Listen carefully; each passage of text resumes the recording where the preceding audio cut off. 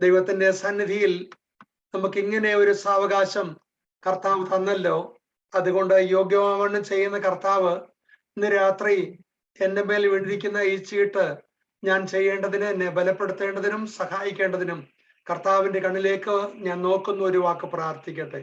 കർത്താവെ, നിന്റെ ദാസൻ പാസ്റ്റർ ബാബു ഇമ്മാനുവേലിനെയും കുടുംബത്തെയും അവിടെയുള്ള പ്രത്യേക പ്രതിസന്ധിയുടെ പരിഹാരത്തിന് വേണ്ടിയും ഞങ്ങൾ അങ്ങയോട് പ്രാർത്ഥിക്കുന്നു. നിന്റെ നാമത്തിന്റെ മഹത്വത്തിന് വേണ്ടി ചെയ്യുന്ന എല്ലാ ശുശ്രൂഷകൾക്കും ഞങ്ങൾ നിന്നിലാണ് ആശ്രയിക്കുന്നത്. നിനക്ക് എന്തും കഴിയുമല്ലോ.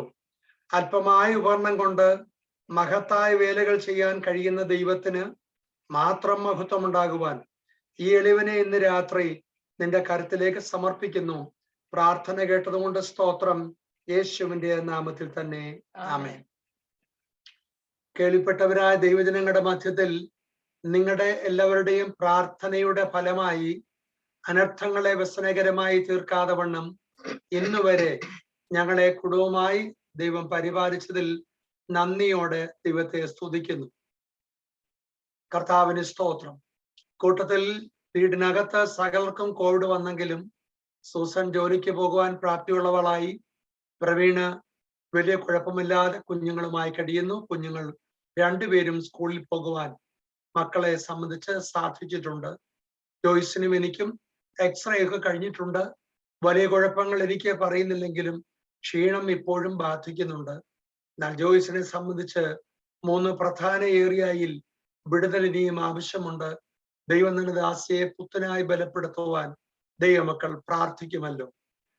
ഞങ്ങളിലേക്ക് തന്നെ ഫോക്കസ് ചെയ്യുന്നതിന് പകരം ഞങ്ങളെക്കാൾ വേദനയുള്ളവരും പ്രതിസന്ധിയുള്ളവരും വളരെ ഉണ്ട് എന്നെനിക്കറിയാം. എന്നാൽ നമ്മുടെ കൂട്ടായ്മകളാണ് നമ്മെ ഈ തരത്തിലുള്ള അവസ്ഥകളിൽ നമ്മെ ബലപ്പെടുത്തുന്നത്. ഇന്ന് രാത്രി വചനം അറിയിപ്പാൻ ഞാൻ കർത്താവിൽ ശരണപ്പെടുന്നു. അതിന് ആധാരമായി റോമാലേഖനം 16-ാം അധ്യായത്തിലെ ചില പ്രസക്ത ഭാഗങ്ങളാണ് ഞാൻ നിങ്ങളുമായി ഷെയർ ചെയ്യുവാൻ ദൈവകൃപയിൽ ശരണപ്പെടുന്നത്. റോമാലേഖനം അതിപ്രസിദ്ധമായ ഉപദേശ പ്രഘോഷണത്തിന് വളരെയധികം ഈടുറ്റ സംഭാവനകൾ നൽകുന്ന, നവീകരണത്തിന്റെ കാര്യത്തിനു വേണ്ടി മാർട്ടിൻ ലൂഥറിനെ മുമ്പോട്ട് ഇറക്കുവാൻ ദൈവം ഉപയോഗിച്ച ഒരു ലേഖനമാണ് റോമാലേഖനം. റോമാലേഖനത്തിലാണ് ഒട്ടുമിക്ക പ്രധാനപ്പെട്ട ഉപദേശ സംഹിതകളും രേഖപ്പെടുത്തിയിരിക്കുന്നത്. സാങ്ക്ടിഫിക്കേഷൻ, പ്രൊപ്പിസിയേഷൻ, ഗ്ലോറിഫിക്കേഷൻ, ജസ്റ്റിഫിക്കേഷൻ എന്നിവ തുടങ്ങിയ തിയോളജി സംബന്ധിച്ച് പഠിക്കുന്നവർക്ക് പഠിക്കുവാൻ ഈടുറ്റുള്ള വിഷയങ്ങളുടെ ഒരു വലിയ സമാഹാരം റോമാലേഖനത്തിൽ നമുക്ക് കാണുവാൻ കഴിയും. ഈ ലേഖനത്തിൽ ഇത്രയും വളരെ പ്രൗഢമായ ഒരു ലേഖനത്തിന്റെ മധ്യത്തിൽ ചിലപ്പോൾ നമുക്ക് സംശയം തോന്നും, എന്തിനാണ് കുറച്ചേറെ പേരുടെ പേരുകൾ കൂട്ടിയ ഒരു അധ്യായം പൗലോസ് കൂട്ടിച്ചേർത്തതെന്ന്. ഈ 16-ാം അധ്യായത്തിൽ ഏകദേശം 28 പേരുടെ 26 പേരുടെ സംജ്ഞകളോടുകൂടിയ പേരുകളും 2 പേരുടെ പേരില്ലാത്ത പേരുകളും നമുക്ക് കാണാൻ കഴിയും. അപ്പൊ ബൃഹത്തായ ഒരു വിഷയത്തിന് ശേഷം കുറച്ചേറെ പേരുടെ പേരുകൾ പറയുമ്പോൾ നമുക്കെല്ലാവർക്കും സാധാരണ അരോചകം ഉണ്ടാകുന്നു എന്നുള്ളതിന് തെളിവാണ് വേദപുസ്തകത്തിൽ തന്നെ വംശാവലി വായിക്കുന്ന ദിനവൃത്താന്തങ്ങളും ആ മത്തായി സുവിശേഷം 1-ാം അധ്യായമൊക്കെ നമ്മൾ വായിക്കുമ്പോൾ നമുക്കതൊരു അരോചകമായി പലപ്പോഴും തോന്നാറുണ്ട്. അധ്യായം കണക്കാണെങ്കിൽ പിന്നെ പറയുകയും വേണ്ട. എന്നാൽ നമ്മൾ പൗലോസിനെ പഠിക്കുമ്പോൾ പൊതുവെ ജനം ചിന്തിക്കുന്നത് അദ്ദേഹം ഒരു സ്ത്രീ വിരുദ്ധമായ ഒരു തിയോളജിയനായിരുന്നു എന്ന് ചിന്തിക്കാൻ ഒത്തിരി കാര്യങ്ങൾ ജനം ചിന്തിക്കാറുണ്ട്. അതിനൊരു കാരണം പറയുന്നത് എഫേസ്യ ലേഖനം 5-ാം അധ്യായത്തിൽ 32-32 വാക്യം മുതൽ വായിച്ചു വരുമ്പോൾ അവിടെ സ്ത്രീകളോട് പറയുന്നു കീഴ്പ്പെടുക്കണം എന്നുള്ളൊരു വചനം. മോഡേൺ ഇറായിൽ സബ്മിഷൻ അഥവാ കീഴ്പ്പെടൽ എന്നുള്ളത് ഒരു പ്രത്യേക പ്രതിഭാസമായും സ്ത്രീകളുടെ സ്വാതന്ത്ര്യത്തിന് വേണ്ടി പ്രസംഗിക്കുക എന്നുള്ളത് ആവശ്യമായി ഈ സമൂഹം നോക്കുമ്പോൾ അതൊരു ബുദ്ധിമുട്ടായി കടന്നു വരും. സ്ത്രീകൾ സഭായോഗങ്ങളിൽ മിണ്ടാതിരിക്കട്ടെ എന്നൊരു സംജ്ഞ കൊരിന്ത്യ ലേഖനത്തിൽ അദ്ദേഹം രേഖപ്പെടുത്തിയിട്ടുണ്ട്. അതിന് പുറകിലെ പിന്നാമ്പുറം പഠിച്ചെങ്കിലേ അത് പറഞ്ഞതിന്റെ കാരണം നമുക്ക് മനസ്സിലാകുകയുള്ളൂ. അതിന്റെ പ്രധാന കാരണം സഭായോഗത്തിൽ വരുമ്പോൾ ദൈവത്തോടും ദൈവ സാന്നിധ്യത്തോടും ഭയലേശം കൂടാതെ അല്ലെങ്കിലും കേൾക്കുന്ന വചനത്തിന്റെ ആഴം മനസ്സിലാക്കാൻ കഴിയാഞ്ഞത് കൊണ്ട് ഞാൻ വിശ്വസിക്കുന്നു അവരെ ഇരിക്കുന്ന സ്ഥിതി തന്നെ ഭാര്യ ഭർത്താക്കന്മാരും പ്രത്യേകിച്ച് ഓരോ ട്രേഡ് അനുസരിച്ചവരുമാണ് ആ സിനഗോഗുകളിൽ ഇരിക്കാറുള്ളത്. അതിനെക്കുറിച്ച് ഞാൻ പിന്നീട് പറഞ്ഞുകൊള്ളാം. അങ്ങനെ എല്ലാവർക്കും വചനത്തെക്കുറിച്ച് വേണ്ട ഗ്രാഹ്യമില്ലാത്തത് കൊണ്ട് ഗ്രാഹ്യമില്ലാത്ത സഹോദരിമാർ കേൾക്കുന്ന പ്രസംഗത്തിന്റെ സംശയങ്ങൾ തങ്ങൾ അടുത്തിരിക്കുന്ന ഭർത്താക്കന്മാരോട് ചോദിക്കാറുണ്ട്. അദ്ദേഹം അതിന് ഉത്തരമാ പറഞ്ഞത്, സഭാന്തരീക്ഷം അലങ്കോലപ്പെടാതിരിക്കാൻ നിങ്ങൾ ഒരു കാര്യം ചെയ്യണം, വീടുകളിൽ പോയി അതിനുള്ള നിരൂപണ സ്വരൂപണ ഡിസ്കഷൻ വിഷയങ്ങൾക്ക് വേണ്ടി സമയവും സാവകാശവും എടുക്കണം. ഇപ്പോൾ പൊതു അന്തരീക്ഷത്തിന് ഒരു ഭംഗം വരുവാൻ കാരണമാകരുത്. 1 കൊരിന്ത്യർ 11 അധ്യായത്തിലെ ഒരു പ്രമാദമായ വിഷയം നമ്മുടെ ഇടയിലുമുണ്ട്. സ്ത്രീകൾ മൂടുപടമിടണമെന്നുള്ള പ്രധാന വിഷയം. അതിന്റെ പിന്നാമ്പുറം പഠിക്കുമ്പോഴും ഒരു പ്രധാന വസ്തുത മനസ്സിലാക്കാൻ കഴിയും. കൊരിന്ത്യ ലേഖനം എഴുതുമ്പോൾ കൊരിന്ത്യർ 1-ാം നൂറ്റാണ്ടിലെ 1-ാം തലമുറയിലെ വിശ്വാസ വീരന്മാരാണ്. അങ്ങനെ ഇരിക്കവേ ആ രാജ്യം, ആ ദേശം വ്യവസായ കേന്ദ്രമായിരുന്നത് കൊണ്ടും അവിടെ മിക്കവാറും എല്ലാ ആധുനിക തലമുറയിലും ആധുനിക പട്ടണങ്ങളിലും കടന്നു വരുന്ന ടൂറിസ്റ്റുകൾക്ക് അവർക്ക് ഭക്ഷ്യം മാത്രമല്ല മറ്റിതര നിലയിലെ സാറ്റിസ്ഫാക്ഷനും ആവശ്യമുണ്ടെന്ന് കച്ചവട മനസ്സുള്ളവർ മനസ്സിലാക്കിയിരുന്നു. അങ്ങനെ ഒരു കൂട്ടം ആളുകൾ അവിടെ മാംസദാഹികളാർക്ക് സംതൃപ്തിജനകമായ കച്ചവടം നടത്തിയിരുന്നു. അതുകൂടാതെ വണ്ണം അവരുടെ ക്ഷേത്രങ്ങളിലും ദേവദാസികൾ പെരുപ്പമുള്ളവരായിരുന്നു. അവരുടെ ഇടയിൽ വചനം അറിയിച്ച് മുമ്പോട്ട് കടന്നു വരുമ്പോൾ ജനത്തിന് ഇങ്ങനെയുള്ളവരെ മനസ്സിലാക്കാൻ അവര് കൊടുത്തിരുന്നത് അവര് പിന്നുന്ന തലമുടിയുടെ ഒരു വേഷവിധാന പ്രകൃതിയായിരുന്നു. അതുകൊണ്ട് തന്നെ അങ്ങനെയുള്ളവർ ആരാധനയ്ക്ക് വരുമ്പോൾ ആമേൻ ജഡം ഉയരാതെ വണ്ണം തകർന്നു പോകേണ്ടതിന്, അത്തരത്തിലെ നിലകൾ മാറിപ്പോകേണ്ടതിന് അദ്ദേഹം കൊടുക്കുന്ന ഒരു പ്രത്യേകമായ ആലോചനയാണ്. അത് അനുവർത്തിക്കുന്ന മലയാള സമൂഹത്തിലുള്ള ദൈവമക്കളെ ഞാൻ മാനിക്കുന്നു. അത് തന്നെ ചെയ്തുകൊള്ളൂ. വസ്ത്രങ്ങൾക്ക് വ്യത്യാസം വരുത്താൻ വേണ്ടിയല്ലല്ലോ ഇന്ന് രാത്രി പ്രാർത്ഥനയ്ക്ക് കൂടിയിരിക്കുന്നത്. ഇത്തരം സ്ത്രീകളെയുള്ള ബന്ധത്തിൽ പറഞ്ഞിരിക്കുന്ന പൗലോസിന്റെ ഈ പ്രത്യേക ശീലം കൊണ്ട് അദ്ദേഹം സ്ത്രീകളോട് എതിർത്തുങ്കുന്ന ഒരാളായിരുന്നുവെന്ന് ചിന്തിക്കുന്നവരും ഇല്ലാതില്ല. ഈ 28 പേരിൽ, റോമാലേഖനത്തിൽ പറയുന്ന 28 പേരിൽ 3-1 പേരും പൗലോസിന് രേഖപ്പെടുത്തിയിരിക്കുന്ന സ്ത്രീ സംജ്ഞകളാണ്, അല്ലെങ്കിൽ സ്ത്രീരത്നങ്ങളാണ്.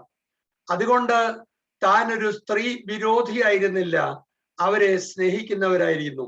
ഇനിയും തുടങ്ങുന്ന നമുക്ക് ചിലപ്പോൾ പ്രധാന വ്യക്തികളെ നോട്ടീസിന്റെ ഏറ്റവും അടിയിലോ, നമ്മുടെ നാട്ടിലെ ടാക്സിയിലാണെങ്കിൽ ഓണറാണല്ലോ പുറകിലിരിക്കുന്നത്, ഇതുപോലെ ഫ്ലയർ ഉണ്ടാക്കുമ്പോൾ ഏറ്റവും ഒടുവിൽ വരണമെന്ന് നിർബന്ധനം പിടിക്കുന്ന പ്രസംഗികരും ഇല്ലാതില്ല. എന്നാൽ മുമ്പിൽ വെക്കുന്ന ആളുകൾ പ്രധാനികളായിരിക്കണമെന്ന് ചിന്തിക്കുന്നവരുമില്ലാതില്ല. ഈ അധ്യായം ശ്രദ്ധിച്ചാൽ ആദ്യമായി തുടങ്ങുന്നത് ഒരു സ്ത്രീയാണ്. അവരുടെ പേര് ഇവിടെ വായിക്കുന്നു, കെങ്കറയ സഭയിലെ ശുശ്രൂഷക്കാരുത്തിയുമായ ഫേബയെ നിങ്ങൾക്ക് വിശുദ്ധന്മാർക്ക് യോഗ്യവണ്ണം സ്വീകരിക്കണമെന്ന് പറഞ്ഞ്, ഞാൻ പറഞ്ഞല്ലോ വേദപുസ്തകത്തിലെ 14 ലേഖനങ്ങളിൽ എബ്രായ ലേഖനം വളരെ ഈടുറ്റതാണെന്ന് അറിയാം. പഴയ നിയമം ബാലപാഠങ്ങൾ പഠിക്കാത്തവർക്ക് അതിലെ വാക്യങ്ങളുടെ ശരിയായ വിശദീകരണം ബുദ്ധിമുട്ടായി വരുമെന്നും അറിയാം. എന്നാൽ അതിനേക്കാൾ കുറച്ചുകൂടി ആഴമുള്ള സംഭവമാണ് റോമാലേഖനത്തിൽ പറയുന്നത്. ഈ ഈടുള്ള ഗ്രന്ഥം താന്റെ കയ്യിൽ നിന്നും മേടിച്ച് റോമയിലുള്ള ദൈവവിശ്വാസികൾ കൊടുക്കുവാൻ ഒരു ട്രാവൽ ചെയ്ത് അതിനിടയ്ക്ക് നിൽക്കാനായിട്ട് പൗലോസ് കണ്ടെത്തിയത് 28 പേരിൽ ഈ സ്ത്രീരത്നത്തെയാണ്. ഇവർക്ക് ഇതിനെ ഗ്രീറ്റ് ചെയ്യുന്ന 28 പേരിൽ ഇതിനെ മുഖ്യധാരയിലേക്ക് കൊണ്ടുവന്നത് ഒരു സ്ത്രീയെയാണ്. വേദപുസ്തകത്തിൽ സ്ത്രീകൾക്കും പുരുഷന്മാർക്കും സ്ഥാനമാനങ്ങളും അതിന്റെ നിലകളും പകുത്തു കൊടുത്തത് പഴയ നിയമത്തിലും പുതിയ നിയമത്തിലും കാണാൻ കഴിയും. എഴുതുന്ന സാഹചര്യം നമ്മൾ മനസ്സിലാക്കണം. സാമൂഹിക സാഹചര്യത്തിൽ, അന്നത്തെ സാഹചര്യത്തിൽ യഹൂദൻ പ്രാർത്ഥിക്കുന്ന പ്രാർത്ഥനയുണ്ട്. കർത്താവെ, ഞാൻ ഒരു പുരുഷനായി ജനിച്ചു, സ്ത്രീയായി ജനിച്ചില്ല, ഒരു ജാതിയായി ജനിച്ചില്ല, ഒരു പട്ടിയായി ജനിച്ചില്ല, അതുകൊണ്ട് നിന്നെ സ്തുതിക്കുന്നതായിരുന്നു അവിടെ രാവിലത്തെ പ്രാർത്ഥന. അവ കൂടാതെ വണ്ണം സിനഗോഗുകളിൽ 10 പുരുഷന്മാരുണ്ടെങ്കിലേ അവര് സിനഗോഗുകൾ ഉണ്ടാകുകയുള്ളൂ. അപ്പോസ്തല പ്രവൃത്തി വായിച്ചാൽ ലുദിയ എന്ന് പറയുന്ന ഒരു സ്ത്രീയുമായി പൗലോസ് ബന്ധപ്പെടുന്നത് സിനഗോഗിലല്ല. സാധാരണ പൗലോസ് പോകുമ്പോൾ സിനഗോഗുകൾ കണ്ടുപിടിച്ച് അവിടെ പോയി പ്രസംഗിപ്പാനായിട്ട് തന്നെ ആരംഭം കുറിക്കും. എന്നാൽ അവിടെ സിനഗോഗിന് തക്കവണ്ണമുള്ള പുരുഷന്മാരുടെ 10 പേരില്ലാഞ്ഞതിനാൽ താൻ പോയത് സിനഗോഗ് ഇല്ലാത്തത് കൊണ്ട് നദിയുടെ കരയിൽ ധൂമ്രവസ്ത്രം വിൽക്കുന്ന ധനികയായ ഒരു ലുദിയയുടെ അടുത്തേക്കാണ്. യൂറോപ്പിലെ ഒന്നാമത്തെ കൺവേർട്ടായി മാറിയതും ഒരു ലുദിയയാണ്. ഇനിയും തിരിച്ചു നോക്കൂ, 6 ലക്ഷത്തിൽ പരം ദൈവമക്കളെ മുമ്പോട്ട് കൊണ്ടുവരുവാനായി ബാലപാഠങ്ങൾ പഠിപ്പിച്ച് മിസ്രയീമിന്റെ കൊട്ടാരത്തിൽ രാജപുത്രിയുടെ മകനായി പാർക്കുമ്പോഴും എന്റെ ദേശം, എന്റെ രാജ്യം, എന്റെ ജാതി എന്ന എന്റെ ദൈവമെന്ന് ആ ചെറിയ പ്രായത്തിൽ മുലയൂട്ടുമ്പോൾ സ്തന്യപാനം ചെയ്യുമ്പോൾ പറഞ്ഞു മനസ്സിലാക്കിയ ഒരു യോഖേബിനെ ശ്രദ്ധിക്കൂ. എല്ലാ ആൺകുഞ്ഞുങ്ങളെയും നീലനദിയിലേക്ക് എറിഞ്ഞു കളയുമ്പോൾ ഒരു യൗവനക്തയായ കുടുംബം മാത്രം ആ മിസ്രൈമിൽ ജനിച്ചു വളരാൻ ബുദ്ധിമുട്ടുണ്ടായിട്ടും ആ മോശയെ വളർത്തിയത് നമുക്ക് ചെറിയ കാര്യമായി ചിന്തിക്കരുത്. ആ രാജാവ് നേരത്തെ അറിഞ്ഞിരുന്നുവെങ്കിൽ അവരുടെ ജീവന അപകടത്തിലാകുമായിരുന്നു. ആ ധീര വനിത നമുക്ക് ഒരു നല്ല മാതൃകയായി കഴിയുന്നു. അടുക്കളയിലാണ് അവൾ ജീവിച്ചതെങ്കിലും അവൾ പഠിച്ച പാഠം ചൊട്ടയിലെ ശീലം ചൊടില വരെ എന്ന് മലയാളത്തിൽ പറയുന്നത് പോലെ ആ ചെറിയ പ്രായത്തിൽ കുഞ്ഞിന് കൊടുത്ത പ്രമാണം, തുടർന്ന് മിറിയാം അവളെ ഒരു വളർത്തമ്മയെ പോലെ ബേബി സിറ്ററായി പഠിപ്പിക്കുമ്പോഴും സ്വന്തം വീട്ടിൽ ശമ്പളം വാങ്ങിച്ച് സ്വന്തം അമ്മ ബേബി സിറ്ററായ ചരിത്രം ഭൂമിയിലെങ്ങും കാണുവാൻ കഴിയത്തില്ല. ആരെങ്കിലും അങ്ങനെ ചെയ്യുന്നു എന്ന് എനിക്കറിവില്ല. എന്നാൽ സ്വർഗം അവളെ മാനിച്ചു. അവളില്ലായിരുന്നുവെങ്കിൽ ഒരു മോശ വരികയില്ല. വിക്കനെ ശക്തനായി വിയോഗിപ്പാൻ പുറകിൽ പ്രവർത്തിച്ചത് ഒരു മോശയായിരുന്ന കാര്യം നാം ഓർക്കണം. ഇനിയും ശ്രദ്ധിക്കൂ, ഒരു ദേശത്തിന് തകർച്ച വരുവാൻ, വംശനാശം വരുവാൻ എല്ലാ കൊണ്ടികളും ഒരു ഭക്തന്റെ അല്പമായ വികല്പം കൊണ്ട് സംഭവിച്ച് അതിൽ നിന്നും ജനിച്ചു വളർന്ന് 10 തലമുറ പോലും മുമ്പോട്ട് വരുവാൻ കഴിയാത്ത ഒരു ലോത്തിന്റെ കുടുംബത്തെ കുറിച്ച് കാണാൻ കഴിയും. അദ്ദേഹത്തിന് ജനിച്ച അമോന്യരുടെയും മോവാബിയരുടെയും സംഭവഗതിയിൽ ഒരു മോവാബിയായ സ്ത്രീ രൂത്തിനെ ശ്രദ്ധിക്കൂ. യേശുവിന്റെ വല്യമ്മയാകുവാൻ ദൈവം ഉപയോഗിച്ച സ്ത്രീരത്നം അറുക്കപ്പെട്ട അല്ലെങ്കിൽ അറയ്ക്കപ്പെട്ടതായ 10 തലമുറ പോലും മുമ്പോട്ടിറങ്ങുവാൻ കഴിയാത്ത അന്യനാട്ടിൽ തകർക്കപ്പെട്ട പുറംപറമ്പിൽ എറിയപ്പെട്ട ഒരു രൂത്തിനെയാണ് ഉപയോഗിച്ചതെന്ന് ഓർക്കുമ്പോൾ ദൈവത്തിന്റെ ശ്രേഷ്ഠമായ സ്നേഹം, അതിന്റെ ആഴം എത്ര വലുതാണ്.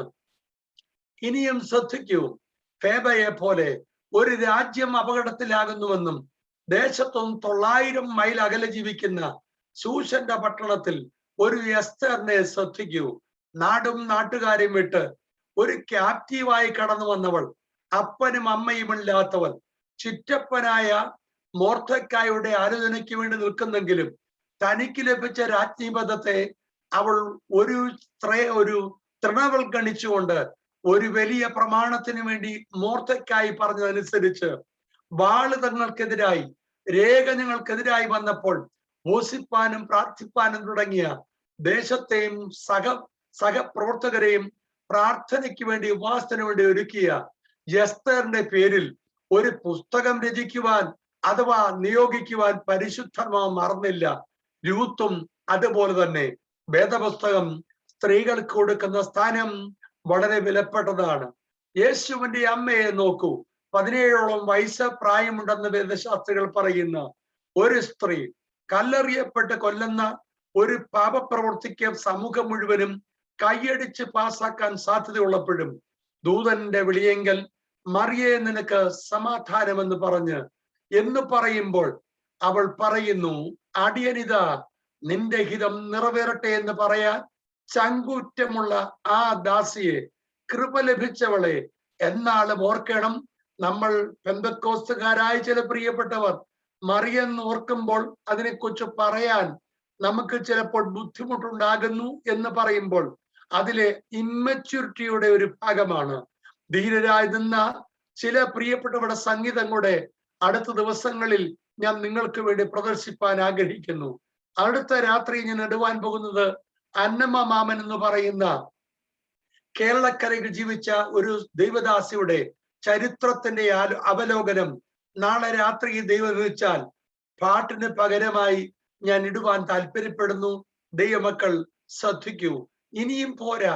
ക്രൂശിന്റെ അടുക്കൽ ഉയർപ്പിന്റെ സുപ്രഭാതത്തിൽ ഇരുട്ടുള്ളപ്പോൾ ഓടിയെത്തിയ ഒരു മറിയയോട്, അവളോടാണ് പറയുന്നത്. അപ്പോസ്തലന്മാർ കുറച്ചേറെ പേരുണ്ടെങ്കിലും അവളോട് പറയുന്നു, നീ പോയി എന്റെ സഹോദരന്മാരോട്, പ്രത്യേകാൽ പത്രോസിനോട് പറയണം ഞാൻ ഉയർത്തിരിക്കുന്നുവെന്ന്. പ്രിയപ്പെട്ടവരെ, പാസ്റ്റർമാരാകുന്ന കാര്യങ്ങൾക്കോ ഞാൻ മുമ്പോട്ട് പറയുന്നില്ലെങ്കിലും നിങ്ങളും ഞാനും ഒരു കാര്യം മനസ്സിലാക്കണം. എവിടെ ഏത് സഭയിൽ ശുശ്രൂഷകളുടെ വേളയിലും അല്ലാത്തപ്പോഴും അവിടെയുള്ള സഹോദരിമാർക്ക് ഒരു പ്രാമുഖ്യ സ്ഥാനം കൊടുത്ത സ്ഥലങ്ങളിലൊക്കെ സഭ വളരുകയും അത് അന്തർദേശീയമായിരിക്കുന്നു എന്നുള്ളതിന്റെ ഒരു പ്രധാന തെളിവാണ് TPM എന്നറിയപ്പെടുന്ന അന്തർദേശീയ സഭ. പല ഉപദേശങ്ങളോട് ചിലപ്പോൾ നമുക്ക് ബുദ്ധിമുട്ടുണ്ടെങ്കിലും അവിടെ പ്രധാന പങ്ക് സുവിശേഷകരും അവിടെയുള്ള വിസിറ്റിങ്ങും അവിടെയുള്ള പ്രാർത്ഥനാ പോരാളികളുമാകുവാൻ ദൈവം സമർപ്പിതരായ പ്രിയപ്പെട്ടവരെ ഒരുക്കി. റോമൻ കത്തോലിക്ക സഭയിൽ അച്ഛന്മാരുണ്ടെങ്കിലും കന്യാസ്ത്രീകളെ കൊണ്ടാണല്ലോ അവിടുത്തെ കോളേജുകളും ആശുപത്രികളും ചാരിറ്റികളും മുമ്പോട്ട് നീക്കൊണ്ടിരിക്കുന്നത്. എന്നാൽ ദുഃഖത്തോടെ പറയട്ടെ, നമ്മുടെ ഇടയിൽ ഈ സഹോദരിമാരെ പലപ്പോഴും തൃണവൽഗണിക്കാറുണ്ട്. അവർക്ക് സ്റ്റേജുകൾ കൊടുക്കണമെന്നല്ല. വീട്ടിലെ ഒരു അമ്മയുണ്ടെങ്കിൽ അമ്മയുടെ പ്രധാനമായ വസ്തുതകൾ നമുക്ക് ഈ പൗലോസിന്റെ സന്തത സഹചാരിയായിരുന്ന തീമോത്യോസിനെ ഒന്ന് പഠിച്ചാൽ മനസ്സിലാകും. തന്റെ അപ്പൻ എന്തോ കാരണത്താൽ വിശ്വാസവീരയായിരുന്ന ലോവീസിന്റെ മകൾ യൂനിക്കയുടെ ഭർത്താവായി ഒരു ഗ്രീക്ക് സഹോദരൻ മാറി. ആ വിവാഹം തന്റെ അമ്മയ്ക്ക് ലോവിസിന് വളരെ വേദന തോന്നിയെന്ന് ഈ നാട്ടിൽ ജീവിച്ചിരിക്കുന്ന അല്ലെങ്കിൽ അത്തരം വിഷയങ്ങൾ ഇടപെട്ടിട്ടുള്ള അപ്പനമ്മമാരായ പലർക്കും മനസ്സിലാക്കാൻ കഴിയും. പക്ഷെ ആ വല്യമ്മ പ്രാർത്ഥന മുടക്കിയില്ല. ഗ്രീക്കനായതുകൊണ്ട് ശബത്തിൽക്ക് അവിടുത്തെ സിനഗോഗിൽ പ്രവേശനമില്ല. പക്ഷെ ആ വീടിനകത്ത് അമ്മയുടെ പ്രാർത്ഥനയാൽ, വല്യമ്മയുടെ പ്രാർത്ഥനയാൽ പ്രാപിച്ചെടുത്ത വികല്പങ്ങൾക്കപ്പുറത്ത് വല്യമ്മയുടെ പ്രാർത്ഥനയാൽ മുമ്പോട്ട് നീങ്ങുവാൻ ഇടയായതുകൊണ്ട് ധീരനും ശക്തനും ദൈവസഭയ്ക്ക് മറക്കാനാവാത്ത പൗലോസിന്റെ സ്വന്തം സഹചരായി മാറുവാൻ, എന്റെ മകനെ നിജപുത്രനെ എന്ന് വിളിക്കാൻ ഭീരുവായ മകനോട് പറയുന്നു, നീ നിന്റെ യൗവനം തുച്ഛീകരിക്കരുത്. എപ്പോഴും ഉപദേശത്തിലും നിന്നെയും സൂക്ഷിക്കുക. അങ്ങനെയെങ്കിൽ നീ നിന്നെയും ഉപദേശം കേൾക്കുന്നവനെയും രക്ഷിക്കും. അങ്ങനെ തുടക്കം മുതൽ ഒടുക്കം വരെ കർത്താവിന് നാമത്തിനു വേണ്ടി നിലനിൽക്കുന്ന ദൈവദാസ്യമാരെ ദൈവം മാനിച്ചു. ചിത്രശാല എന്നെഴുതിയ ഒരു ചെറു പുസ്തകം എനിക്ക് BAക്ക് നോട്ടിറ്റയിൽ സെക്കൻഡ് പേപ്പർ ഉണ്ടായിരുന്നു. ആ പുസ്തകം എഴുതിയത് ഒരു നമ്മുടെ നാട്ടിലെ ഉള്ളൂർ ഉല്ലേഖകായകൻ എന്ന ആ മഹാകവിയാണ്. എന്നാൽ മേയോ മദാമ്മ നമ്മുടെ നാട്ടിലെത്തിയിട്ട് നമ്മുടെ നാട്ടിലെ സ്ത്രീകൾക്ക് സ്ഥാനമില്ലെന്നും പുരുഷന്മാരാണ് മേധാവികളെന്നും എഴുതിയ ഒരു പുസ്തകം തന്നെ വളരെ വേദനിപ്പിച്ചു.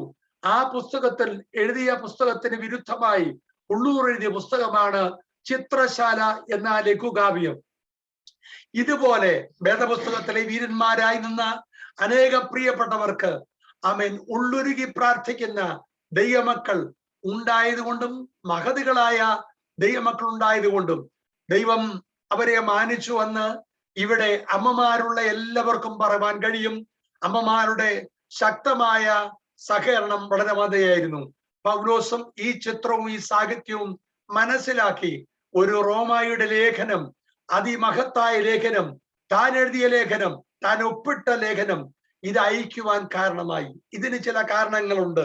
ഒന്ന്, അവിടെ തന്നെ പറയുന്നു, അവൾ നമ്മുടെ സഹോദരിയാണ്. She is related to us spiritually. തന്റെ സ്വന്തം സഹോദരിയല്ല, അവൾ നമ്മുടെ സഹോദരിയാണ്. എ ഫാമിലി നിറ്റ് ഇവിടെ കാണാൻ കഴിയും. ക്രിസ്തുവിൽ സ്ത്രീയെന്നും പുരുഷനെന്നുമില്ല. കർത്താവിന്റെ നാമത്തെ മാനിക്കുകയും ദൈവദാസന്മാരുടെ ആലോചനകളെ സ്വീകരിക്കുകയും ചെയ്യുന്ന ഒരാളിനെയും മാനിക്കുന്ന ഒരു ദൈവത്തിനെ ഇവിടെ കാണാൻ കഴിയും. അല്ല, എല്ലാ കാര്യങ്ങളും ഞാൻ മാത്രമേ ചെയ്യാവൂ, ഞാൻ ചെയ്തെങ്കിലേ നന്നാകൂ എന്ന് ശഠിക്കുന്നതിന് പകരം ഏത് കാര്യങ്ങളിലൊക്കെ ആരെയൊക്കെ ഡെലിഗേറ്റ് ചെയ്യാമോ അവരെയൊക്കെ താൻ ഡെലിഗേറ്റ് ചെയ്യുവാൻ മറന്നുപോയില്ല. പക്ഷെ ഇതിനർത്ഥം ഒരു കാര്യം എല്ലാവരും വിശ്വസ്തരായിരിക്കുമെന്നല്ല എന്നതുകൂടെ ഞാൻ ഓർത്തു പറയട്ടെ. തന്നോടൊപ്പം ഉണ്ടായിരുന്ന മർക്കോസിനെ ഒരു മിഷണറി യാത്ര കഴിഞ്ഞപ്പോൾ തന്റെ സ്റ്റാൻഡേർഡിനൊത്ത് കണ്ടില്ലെന്ന് കണ്ട് രണ്ടാം മിഷണറി യാത്രയിൽ അല്പം ഉഴപ്പുണ്ടായെന്ന് വേദപുസ്തകം പഠിക്കുന്നവർക്കറിയാം. പക്ഷേ തന്നെ ശുശ്രൂഷയിൽ കൊണ്ടുപോകുന്ന ബർന്നബാസ് മർക്കോസ് എന്ന തന്നെ അനന്തരവനെ കൂട്ടിക്കൊണ്ടു പോകുകയും പൗലോസ് ശീലാസുമായി പോകുമ്പോൾ ആ കൂട്ടായ്മയിൽ ബന്ധങ്ങൾക്ക് പ്രഥമ ദൃഷ്ടിയ ഒരു അകൽച്ചയുണ്ടായെന്ന് കണ്ടെങ്കിലും ചെകുത്താൻ ചില പ്രത്യേകത ഉണ്ടാക്കിയെന്നിരിക്കലും അത് രണ്ടുപേരും രണ്ട് ദിശയിൽ രണ്ട് മിഷൻ ഓർഗനൈസേഷൻ എന്ന നിലയിൽ പ്രവർത്തിപ്പാനും ദൈവരാജ്യത്തിന്റെ വ്യാപ്തിക്ക് കാരണമാകുവാനിടയായിത്തീർന്നു. നാം കൂടി വരുന്ന വരവുകളിൽ ചിലപ്പോൾ ചില കാരണങ്ങളാൽ സ്പ്ലിറ്റ് ഉണ്ടായെന്ന് വരാം. പക്ഷെ ആജീവനാന്തം അങ്ങനെയുള്ള ആളുകളെ ശത്രുക്കളായി എണ്ണുവാൻ ഇടയാകരുത്. ചില സംഭവങ്ങൾ അങ്ങനെ ഉണ്ടാകുമ്പോൾ പൗലോസ് തന്നെ കാലം കഴിഞ്ഞപ്പോൾ മർക്കോസ് എനിക്ക് പ്രയോജനമുള്ളവനാകയാൽ അവനെ തിരിച്ചു വരുത്തുവാൻ അവൻ ഘടാതെ പറയുന്ന ചിത്രമാണ് തന്റെ മരണക്കിടക്കിൽ എഴുതിയ പുസ്തകം 2 തീമോഥെയോസിൽ കാണുന്നത്. മറിച്ചും സംഭവമുണ്ടായി. അലക്സാണ്ടർ എനിക്ക് വളരെ ദോഷം ചെയ്തുവെന്ന് അദ്ദേഹം ഒരു വാക്കിൽ അവസാനിപ്പിച്ചു. നമ്മളായിരുന്നെങ്കിൽ ഒരു ലേഖനമെങ്കിലും എഴുതുമായിരുന്നു, 10 പേരോട് പറയുമായിരുന്നു. അതുകൊണ്ട് നമ്മുടെ കൂടെയുള്ള ഒരാളിനെ പരസ്യമായി പരോക്ഷമായോ നമ്മൾ അപമാനിപ്പാൻ ഒരു കാലം കൂടെ നിന്നവരെ ഒരിക്കലും ഇടയാകുന്ന സാഹചര്യം നമുക്കുണ്ടാകരുത്. നമുക്ക് ആശയവിനിമയങ്ങൾക്ക് കുഴപ്പമുണ്ടെങ്കിൽ നമ്മൾ മാറുകയോ കൂടി വരാതിരിക്കുകയോ ചെയ്യുക. പക്ഷെ അത് പിൽക്കാലങ്ങളിൽ അത് ബന്ധനമായി മാറരുത്. നിങ്ങൾ വീണ്ടും ശ്രദ്ധിക്കൂ, ദേമാസ് ലോകത്തെ സ്നേഹിച്ച് എന്നെ വിട്ടുപോയെന്ന് മാത്രം എഴുതിയപ്പോൾ അവിടെ ഒരു പരോക്ഷമായ പ്രതികാര ചിന്തകൾ കാരണമുണ്ടാക്കുന്ന ഒരു വിഷയം അവതരിപ്പിച്ചില്ല. ചരിത്രം പറയുന്നു, തന്റെ കൂടെ ഉണ്ടായിരുന്ന ആ മനുഷ്യൻ അവിടെ അടുത്തുള്ള പ്രധാനമായ ഒരു ക്ഷേത്രത്തിലെ പൂജാരിയായി മാറിയെന്നാണ് മറ്റ് ചിത്രങ്ങൾ പറയുന്നത്. നമ്മൾ പലപ്പോഴും ഒരു മനുഷ്യന് വീഴ്ചയുണ്ടാകുമ്പോൾ, തകർച്ചയുണ്ടാകുമ്പോൾ അവന്റെ അപ്പന്റെ ചരിത്രം, അവന്റെ കുടുംബ ചരിത്രം, അവൻ എവിടൊക്കെ പോയെന്ന ചരിത്രം, നേരത്തെ കിട്ടിയ ടിക്കറ്റ് ആ കോർട്ടിൽ കൊണ്ടുപോയി ടിക്കറ്റിന്റെ പാരിതോഷികം കൊടുത്തെങ്കിലും, കോർട്ട് ഫ്രീ ആയി വിട്ടെങ്കിലും, കിട്ടിയ ടിക്കറ്റിന്റെ ആ കാര്യം അറിഞ്ഞെങ്കിൽ പിന്നെയും പിന്നെയും പറയുന്നത് പോലെ ദോഷൈക ദൃക്കുകളായി നാം മാറുമ്പോൾ നാം ഒരു കാര്യം ഓർക്കണം. യെശയ്യാപ്രവചനത്തിൽ ഒരു വാക്യമുണ്ട്, നിങ്ങൾ പരിഹസിക്കുമ്പോൾ നിങ്ങളുടെ കെട്ടുകൾ തന്നെ മുറുകയാണ് എന്നൊരു വാക്യമുണ്ട്. പരിഹസിക്കുമ്പോൾ നിങ്ങൾ നിങ്ങളുടെ കെട്ടുകൾ തന്നെ കൂട്ടുകയാണ്. ഏത് കാലങ്ങളിലും എല്ലാവരും നമ്മുടെ ആശയങ്ങളോട് ചേരണമെന്നില്ല, നമ്മുടെ അഭിപ്രായത്തോട് ചേരണമെന്നില്ല. പക്ഷേ തിന്മയുടെ ഒരു വശം പറയുന്നതിന് പകരം, നീണാൽ അജാത ശത്രുക്കളായി നിൽക്കുന്നതിന് പകരം നമ്മൾ ഓർക്കൂ, ഞാൻ ഉൾപ്പെടെ ഓർക്കുന്നു, എത്രയോ സമാധാനപരമായി നീങ്ങേണ്ട കുടുംബങ്ങളും വ്യക്തികളും സഭകളും പല തട്ടുകളായി തിരിഞ്ഞ് നമ്മുടെ മെറ്റീരിയൽ ബ്ലെസ്സിങ്സ്, ഒരു സഭ പിളരുമ്പോൾ മെറ്റീരിയൽ ബ്ലെസ്സിങ്സ് നഷ്ടപ്പെടുന്നു, സഭ കൂടിവരവിന്റെ ശക്തി നഷ്ടപ്പെടുന്നു, ഏതൊരു നിലയിലും നമ്മുടെ കുഞ്ഞുങ്ങൾ താറുമാറാകുന്നു. അതെ, അത് അവസാനം വരെ ഉണ്ടാകും. പൗലോസ് നിർമ്മിച്ചെടുത്ത കൊരിന്തിയ സഭയിലും 4 പാർട്ടികൾ ഉണ്ടായിട്ടില്ലേ? പക്ഷെ അത് പറഞ്ഞുകൊണ്ടിരിക്കുന്നതിന് പകരം നമുക്ക് മുന്നേറുവാൻ ദൈവമിടയാക്കട്ടെ. ഇവിടെ ഇതാ ഈ പ്രിയപ്പെട്ടവളെ സഹോദരി എന്ന് പറയുന്നു. 2 പറയുന്നു അവൾ ശുശ്രൂഷക്കാരത്തിയാണ്. ശുശ്രൂഷക്കാരത്തി എന്ന് പറയുന്ന ഈ വാക്യം മറ്റൊരു ഭാഗത്തിൽ പുതിയ നിയമത്തിൽ വായിക്കുന്നുണ്ട്. അത് മറ്റൊന്നുമല്ല, അപ്പോസ്തല പ്രവൃത്തി 6-ാമത്തെ അധ്യായത്തിലാണ്. അവിടെ 7 പേരെ അപ്പോസ്തലന്മാർ വചനത്തിലും പ്രാർത്ഥനയിലും ഉദ്ധരിക്കേണ്ടതിന് പകരം ഭക്ഷണകാര്യങ്ങളിൽ വികല്പം സംഭവിച്ച യവനായി എബ്രായ വിധവമാരുടെ വിഷയങ്ങളുടെ സമ്പൂർത്തീകരണത്തിനും അതിന്റെ ഒരു പൂർത്തീകരണത്തിനും അതിന് പരിഹാരം കണ്ടെത്തുവാനും ദൈവാത്മാവിനാൽ നിയന്ത്രിതവും സാക്ഷ്യമുള്ളവരും അനുചിതമല്ലാത്ത കാര്യം ചെയ്യാത്ത ദൈവിക നിയമങ്ങൾക്ക് പ്രതിബദ്ധതയുള്ള ഒരു 7 പേരെ തിരഞ്ഞെടുക്കുവാൻ ദൈവാത്മാവ് ആലോചന കൊടുക്കുകയും അങ്ങനെയുള്ളവർക്ക് പേരിട്ടതാണ് എൽഡേഴ്സ്. മറ്റൊരു ഭാഷയിൽ പറഞ്ഞാൽ പ്രസ്പിറ്റോസ് എന്ന് പറയപ്പെടും. മൂപ്പന് പകരം മൂപ്പരായിരിക്കേണ്ട ഒരു സംഭവമാണെങ്കിലും അതിലേക്ക് ഞാൻ ഇന്ന് രാത്രി പ്രവേശിച്ച് തുടർന്ന് കേൾക്കുന്ന വിമർശനാത്മകമായ സംഭവത്തിന് ഞാൻ ഇന്ന് രാത്രി വിഷമരുന്നിടുന്നില്ല. എന്നാൽ വേദപുസ്തകം പറയുന്നു അവൾ ദൈവത്തിന്റെ സഭയിൽ വളരെ പ്രധാന പങ്ക് വഹിച്ചു. നിശ്ചയമായിട്ടും നാം ചിന്തിച്ചു നോക്കുമ്പോൾ വിക്കിപീഡിയയിൽ പ്രധാനമായി പറയുന്നത് അവൾ ധനിക സ്ത്രീയായിരുന്നു. ദൈവദാസന്മാരെ അവൾ തന്റെ ധനം കൊണ്ട് മാനിച്ചു. അവളുടെ വീട്ടിൽ അവരെ സ്വീകരിച്ചിരുന്നു. അങ്ങനെ പൗലോസുമായുള്ള ബന്ധങ്ങളിൽ എന്തും ചെയ്യുവാൻ അവൾക്ക് കഴിയുമാറ് ഈ ദീർഘദൂരം യാത്ര ചെയ്യുന്ന ഒരു സ്വതന്ത്രമായ മനസ്സുതയും അതിനുള്ള പക്വതയും തനിക്കുണ്ടായത് കൊണ്ടാണല്ലോ ഒരു ബഹുദൂര ദൂരം ഒരു പുത്തൻ സംരംഭത്തിന് വേണ്ടി പൗലോസിന്റെ കാലത്ത് സമൂഹം സ്ത്രീകൾക്ക് അനുകൂലമായി നിൽക്കാത്ത സമയത്ത് ഒരു സ്ത്രീയെ അവിടേക്ക് പറഞ്ഞയക്കുന്നത്. ഇത് മാത്രമല്ല, ഈ 28 പേരെ ഇനിയും അടുത്ത ഭാഗത്തിലേക്ക് പോകട്ടെ. 28 പേർക്കുമുള്ള മറ്റൊരു പ്രധാനപ്പെട്ട ഒരു പൊതുവായ യോഗ്യത ഇവിടെ 3-4 ഭാഗത്ത് പ്രത്യേകം പറയുന്നുണ്ട്. ഈ അധ്യായത്തിൽ അവര് ക്രിസ്തുവിനുള്ളവരാണ്. ക്രിസ്തുവിനുള്ളവരാണ്. അത് ഭാഗം 5-ാം വാക്യത്തിന്റെ റോമാലേഖനം 5-ാം അധ്യായത്തിലെ 5-ാം വാക്യത്തിന്റെ ഉത്തരാർത്ഥത്തിൽ കാണാൻ കഴിയും. ആസയിൽ ക്രിസ്തുവിന് ആദ്യ ഫലമായി ഉണ്ടായത്. 2-ാം വാക്യം കർത്താവിന്റെ നാമത്തിൽ എന്ന് വായിക്കുന്നു. 10-ാം വാക്യം ക്രിസ്തുവിൽ.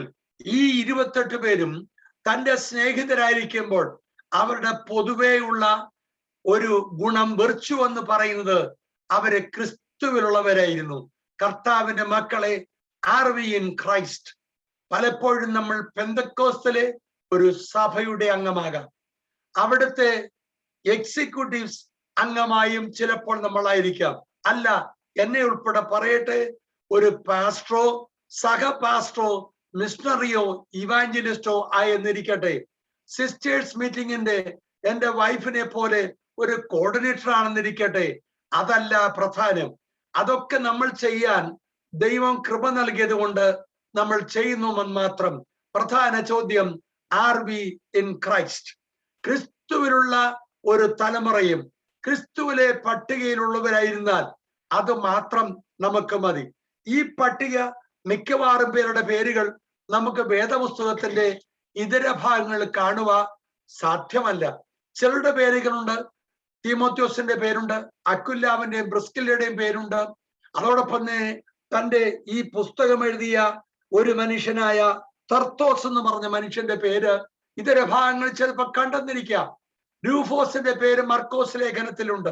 എന്നാൽ മറ്റു പലരുടെയും പേരുകൾ ഇവിടെ കാണുന്നില്ല. ഇവിടെ സ്ത്രീ പുരുഷ ഭേദമില്ലാതെ ഇവിടെ വായിക്കുന്നത്, അടുത്ത ഭാഗം കൂടെ പറയാനേ എന്റെ മുമ്പിൽ സമയമുള്ളൂ. 3-ാം വാക്യം ക്രിസ്തുവേശുവിൽ എന്റെ കൂട്ടുവേലക്കാരായ പ്രിസ്കയെയും അക്വിലാവിനെയും വന്ദനം ചെയ്യുവിൻ. ഇവരെങ്ങനെയാണ് കൂട്ടുവേലക്കാരായത്? സിനഗോഗുകളിൽ ഞാൻ മുമ്പേ പറഞ്ഞതുപോലെ സാധാരണ ആളുകൾ കടന്നു വരുമ്പോൾ അവിടെ തൊഴിൽ അനുസരിച്ചാണ് സിനഗോഗിൽ ഇരിക്കാറുള്ളത്. കോവിഡ് വന്നപ്പോൾ നമ്മുടെ സഭകളിലൊക്കെ കുടുംബമായി ഒന്നിച്ചിരിക്കണമെന്ന് പറഞ്ഞതുപോലെ ഏത് തൊഴിൽ ചെയ്യുന്നുവോ ആ തൊഴിൽക്കാരനുസരിച്ചാണ് അവിടെ സിനഗോഗിൽ ഇരിക്കാറുണ്ടായിരുന്നത്. അങ്ങനെയാണ് കൊരിന്തിൽ കർത്താവിന്റെ ദാസൻ എത്തുമ്പോൾ റോമയിൽ നിന്നും അടിച്ചിറക്കപ്പെട്ട ഈ പ്രിയപ്പെട്ടവർ, ആ അപ്പോസ്തലകാലത്ത് നിശ്ചയം ഇറക്കപ്പെട്ട ഈ പ്രിയപ്പെട്ടവർ അവിടെ പാർക്കുകയും അവിടെ അവർ ചെയ്യുന്നത് കൂടാരം ഉണ്ടാക്കുന്ന തുകൽ പണിക്കാരെന്ന് മനസ്സിലാക്കി പൗലോസും അവരുടെ കൂടെ ഗിൽഡിന്റെ കൂടെ ഇരിക്കുകയും പിൽക്കാലം അവരുടെ കൂടെ പാർക്കുകയും അവരുടെ അടുത്ത് വന്ന പൗലോസിനെ ഒരു പ്രസംഗകനായി മാറ്റുകയും ചെയ്തു.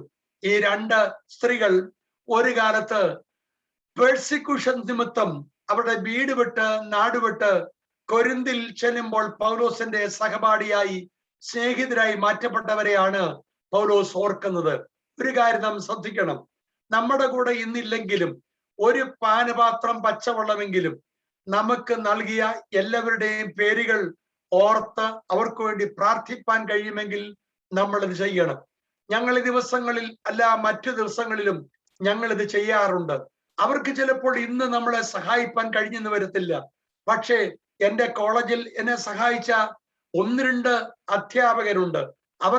അവരുമായി 2 പേരുമായി ജീവിച്ചിരിപ്പുള്ളൂ. ഒരാൾ ലോകത്തോട് യാത്ര പറഞ്ഞു. മൂർ കോളേജിൽ ഭയങ്കര സമരമുണ്ടാകുമ്പോൾ 2-3 മാസങ്ങൾ മൂർ കോളേജ് അടച്ചു. എന്നാൽ ഈ 3 പ്രൊഫസർമാർ അവിടെ വീടുകളിൽ ഞങ്ങളെ കൊണ്ടുപോയി. ഒരു ഹൈന്ദവനായ പ്രൊഫസർ പരമേശ്വരൻ പിള്ള എന്ന് പറയും, അദ്ദേഹത്തിന്റെ വീട്ടിൽ ഞങ്ങളെ കൊണ്ടുപോയി BA പഠിക്കുമ്പോൾ സ്റ്റാറ്റിസ്റ്റിക്സ് പഠിപ്പിച്ചു. അദ്ദേഹത്തിന്റെ മകൾ ഈ രാജ്യത്തുണ്ടെന്നാണ് എൻ്റെ അറിവ്. അത് എനിക്ക് മറക്കാൻ പറ്റില്ല. ഒരു ജോർജം ചെറിയാൻ സാർ നമ്മുടെ ഇടയിൽ ഉണ്ടായിരുന്ന പ്രിയ സണ്ണിച്ചന്റെ ഒരു അമ്മാച്ചനാണ്. അദ്ദേഹം മൂർ കോളേജിന് അടുത്താണ് ഇപ്പോഴും പാർക്കുന്നത്. അദ്ദേഹമാണ് ഇന്ത്യൻ ഹിസ്റ്ററിയും വേൾഡ് ഹിസ്റ്ററിയും പ്രത്യേകിച്ച് എക്കണോമിക്സും പഠിപ്പിച്ചത്. അതുകൊണ്ട് പൊതുവെ കിനീഷ്യൻ തിയറിയൊക്കെ പഠിച്ചത് കൊണ്ട് അന്ന് വന്ന ആ എക്കണോമിക്സിന് 2nd ക്ലാസ്സോടുകൂടെ മൊത്തം പാസ്സാകാൻ കഴിഞ്ഞത് ആ ജോർജൻ ചെറിയാൻ സാർ വീടുകളിൽ ഞങ്ങളെ കൂട്ടിക്കൊണ്ടുപോയി പഠിപ്പിച്ചതാണ്. മറ്റൊരാളാണ് സണ്ണി സാർ. അദ്ദേഹത്തിന്റെ സ്നേഹിതൻ ഇന്ന് രാത്രി, അദ്ദേഹത്തിന്റെ സഹോദരൻ ഇന്ന് രാത്രി കുരുവിള എന്ന് പറയുന്ന സലീനയും കുഞ്ഞും അദ്ദേഹത്തിന്റെ സഹോദരനാണ്. കാർബൻഡയിൽ അദ്ദേഹം ഇപ്പോൾ പാർക്കുന്നു കുടുംബമായിട്ട്. അദ്ദേഹം എന്നെ വളരെ സ്നേഹിക്കുകയും എനിക്ക് പ്രചോദനം നൽകുന്ന എൻ്റെ പ്രസംഗ മത്സരങ്ങളൊക്കെ എന്നെ പലപ്പോഴും അദ്ദേഹം പ്രേക്ഷിത വരയിൽ നിൽക്കുമ്പോൾ അതിനെ ഉത്സാഹിപ്പിക്കാറുണ്ട്. പണം നിന്ന് സ്നേഹിച്ചതല്ല, പക്ഷേ വാക്കുകൾ കൊണ്ട് സ്നേഹിച്ചു. ബൈബിൾ സ്കൂളിൽ പഠിക്കുമ്പോൾ എന്നെ സ്നേഹിച്ച 2 ദൈവദാസന്മാരും എന്നെ പ്രേരണ നൽകിയ ദൈവദാസന്മാരുണ്ട്. അവർ 2 പേരും ഇന്ന് സ്വർഗത്തിൽ പാർക്കുന്നു. TC ഈശോ ആന്നി വെസ്റ്റ് സെന്ററിന്റെ ആണെന്നൊന്നും സെൻട്രൽ പാസ്റ്ററായും എബ്രോഡിൽ എന്റെ അധ്യാപകനുമായിരുന്നു. മറ്റൊരാള് മാത്യു ശമുവേൽ കഴിഞ്ഞ കാലങ്ങളിൽ ന്യൂയോർക്കിൽ വെച്ച് അദ്ദേഹം ലോകത്തോട് യാത്ര പറഞ്ഞു. കർത്താവിന്റെ മക്കളെ, നിങ്ങൾക്കുമില്ലേ സ്നേഹിതർ? യേശു മാത്രം കൊണ്ട് നമുക്ക് ജീവിക്കാൻ പറ്റുമായിരുന്നെങ്കിൽ നമ്മളൊരു ഐലൻഡിൽ പോയാൽ മതിയായിരുന്നു. പക്ഷേ ഇതൊരു കൂട്ടുകൃഷിയാണ്. നമ്മൾ ദൈവത്തിന്റെ കൂട്ടുവേലക്കാരനാണ്. നമ്മൾ നിമിത്തം എത്ര പേരെ നമ്മൾ ഉയർത്തുന്നുണ്ട്? നമ്മൾ നിമിത്തം എത്ര പേരെ എൻകറേജ് ചെയ്യുന്നുണ്ട്? ദൈവത്തിന്റെ കഠോരമായ അനുഭവങ്ങൾ നമ്മൾ അനുഭവിച്ചെന്നിരിക്കാം. പക്ഷെ അതൊക്കെ മറന്നിട്ട് ഈ യാത്രയ്ക്ക് എപ്പോഴെങ്കിലും നമുക്ക് സഹായമേകിയ, നൈഷേധികമായിട്ടും പോസിറ്റീവായിട്ടോ അല്ലെങ്കിൽ നിഷേധാത്മകമായിട്ടോ ഒക്കെ നമ്മുടെ യാത്രയ്ക്ക് പ്രചോദനം നൽകിയ എല്ലാത്തിനും ദൈവത്തിന് സ്തുതി പറവാൻ ഇടയായിത്തീരട്ടെ. നമ്മൾ ക്രിസ്തുവിലായിരിക്കാം. 3 കാര്യങ്ങൾ ഓർക്കൂ. We must be spiritually related. ദൈവവുമായി ബന്ധപ്പെട്ട ഒരു കർത്താവിന്റെ ദാസൻ. അതുകൊണ്ട് സ്വർഗവുമായി ഹെവൻ ബൗണ്ട് ആയവൾ എർത്ത് ബൗണ്ട് ആകരുതെന്ന് നമ്മൾ ചിന്തിക്കരുത്. ഞാൻ വിശുദ്ധനാണ്, വെള്ളവസ്ത്രമേ ധരിക്കുകയുള്ളൂ, ഞാൻ എൻ്റെ സഭയിൽ വരുന്നവരോട് സംസാരിക്കത്തുള്ളൂ, എൻ്റെ സഭക്കാരെല്ലാം അവിടെ ഇടപെടുകയില്ല എന്ന് പറയുന്നത് ദൈവികമായ കാര്യമല്ലെന്ന് പൗലോസ് ഈ അധ്യായത്തിൽ പഠിപ്പിക്കുന്നു. ഇവര് ചിലർ ജാതികളായിരുന്നു, ഇവര് സ്ത്രീകളായിരുന്നു, അരിസ്റ്റോക്രാറ്റുകളുണ്ട്, സ്ലേവ്സ് ഉണ്ട്. പേരുകൾ എടുത്ത് പറയാൻ ഇന്ന് രാത്രി സമയം അനുവദിക്കുന്നില്ല. 1 മിനിറ്റ് കൊണ്ട് ഞാൻ അവസാനിപ്പിച്ചുകൊള്ളാം. We must be spiritually bound people. Secondly, we must be emotionally bound people. എൻ്റെ സഹവിശ്വാസികൾ, എനിക്ക് കൂട്ടവേലക്കാർ, എന്നോട് കൂടെ അധ്വാനിച്ചവർ, പല കാര്യങ്ങൾ പറയാനുണ്ടെങ്കിലും ഞാൻ പിന്നെ പോട്ടെ. They are also practical. How they can be practical. പ്രായോഗികമായി ഒന്നാമത് പറയുന്നത് ആ റോമ ക്രിസ്ത്യാനിയോട് പറയുന്നു, ഗ്രീറ്റ് ദം. സഭയിൽ വരുന്നവരോട്, വീട്ടിൽ വരുന്നവരോട്, സമൂഹത്തിൽ പോകുന്നവരോട് ഒരു വാക്ക് ഹായ് എന്ന് പറയാൻ. ഭാഷ വേറെയാണെങ്കിൽ, ഭാഷയ്ക്ക് വശമില്ലെങ്കിൽ ബുദ്ധിമുട്ടരുത്. ഭാഷ അറിയാമെങ്കിൽ ഒരാളെ കണ്ടാൽ ഹായ് എന്ന് പറയാൻ. അത് എയർപോർട്ടിലാണെങ്കിലും നമ്മൾ മടി കാണിക്കരുത്. ഞാൻ പറയാറുണ്ട്, ആർക്കെങ്കിലും മോർഗേജ് മാറ്റി കിട്ടണമെന്ന് ആഗ്രഹിക്കുന്ന ആരെങ്കിലും ഒരു 4-ന്റെയോ 3-ന്റെയോ ശതമാനം ഇൻട്രസ്റ്റ് റേറ്റ് വരുമ്പോൾ അത് എനിക്ക് മാത്രമെന്ന് പറയുന്നത് നമ്മൾ സ്വാർത്ഥമതികളാകുക. അങ്ങനെ കിട്ടിയവരാരെങ്കിലും ഉണ്ടെങ്കിൽ അടുത്തയാളിനെ വിളിച്ചു പറയണം, സഹോദര, എനിക്ക് ഇനി ഒരാള് 3% ഇൻട്രസ്റ്റ് റേറ്റ് എന്റെ മോർഗേജ് തന്നു, നിങ്ങളുടെ ഇൻട്രസ്റ്റ് റേറ്റ് എത്രയാണ്? നമുക്ക് ഛേദമില്ലാത്ത ഉപകാരം ചെയ്യുവാൻ നമ്മൾ ബുദ്ധിമുട്ടരുത്. അങ്ങനെയുള്ളവരുടെ ആത്മികം ചോദ്യം ചെയ്യപ്പെടേണ്ടി വരും. കർത്താവിന് സ്തോത്രം. So we must be spiritually bounded people, V must B emotionally bound people, and we must B also practically available people. എന്തെങ്കിലും കാര്യങ്ങൾക്ക് അവൈലബിൾ ആകുവാൻ കഴിവും സമയവും ടാലന്റും ഉള്ളപ്പോൾ അത് എന്തുമാകട്ടെ, ഞാൻ സെക്രട്ടറി അല്ലാത്തത് കൊണ്ട്, ഞാൻ ഖജാൻജി അല്ലാത്തത് കൊണ്ട്, ഞാൻ കമ്മിറ്റി മെമ്പർ അല്ലാത്തത് കൊണ്ട് ചെയ്യുകയില്ലെന്ന് പറയുകയല്ല. സഭ ദൈവത്തിൻ്റെതാകുമ്പോൾ അത് പണിയാൻ വിളിക്കപ്പെട്ട ഏത് വ്യക്തിയും, ധനമുള്ളവർ ധനം കൊണ്ടും, കായിക ശേഷിയുള്ളവർ അങ്ങനെയുള്ളവരുകൊണ്ടും, പ്രാർത്ഥിക്കാവുന്നവർ അങ്ങനെയും, എല്ലാ ശുശ്രൂഷകളുടെ പേരുകളിലും നിങ്ങളെ ദൈവം നിങ്ങൾ അറിഞ്ഞിരിക്കട്ടെ. വേദനയുടെ ആഴെങ്കിലും കോവിഡിന്റെ മധ്യത്തിലും ഇങ്ങനെ ശുശ്രൂഷ ചെയ്യുവാൻ ഇന്ന് രാത്രി ഒരു സംഭവഗതി ഉണ്ടായി. ഇത്രത്തോളം ബലപ്പെടുത്തി ദൈവത്തിന് ഞാൻ സ്തോത്രം അർപ്പിക്കുന്നു. പുതുബലത്താൽ ദൈവം നിറയ്ക്കാൻ പ്രാർത്ഥിക്കണം. ഈ ശനിയാഴ്ച വൈകിട്ട് ഒരു മാസയോഗത്തിൽ നാട്ടിൽ പ്രസംഗിക്കേണ്ടതുണ്ട്. അതിനുവേണ്ടി ദൈവമക്കൾ പ്രാർത്ഥിക്കണമേ. ദൈവം സഹായിക്കട്ടെ. സഭയിൽ വരുവാൻ അല്പം ബുദ്ധിമുട്ട് ഡോക്ടറിനെ അനുവദിക്കാഞ്ഞത് കൊണ്ടാണ് ഞാൻ വരാതിരിക്കുന്നതും ശാരീരികമായ ക്ഷീണമുള്ളത് കൊണ്ടും. ദൈവത്തിന്റെ മക്കളെ, എന്നെ കേൾക്കുന്ന പ്രിയമുള്ളവരെ, നിങ്ങളെ കർത്താവ് മാനിക്കട്ടെ.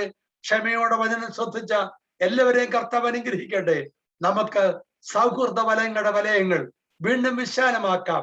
നാം പോകുമ്പോൾ നമ്മുടെ ഇൻഫ്ലുവൻസ് പലരിലേക്ക് ഉണ്ടാകേണ്ടതിന് ക്രിസ്തുവിന്റെ സ്വഭാവമുള്ളവരായി, ക്രിസ്തുവിലുള്ളവരായി, അധ്വാനിക്കുന്നവരായി ദൈവം തീർക്കട്ടെ.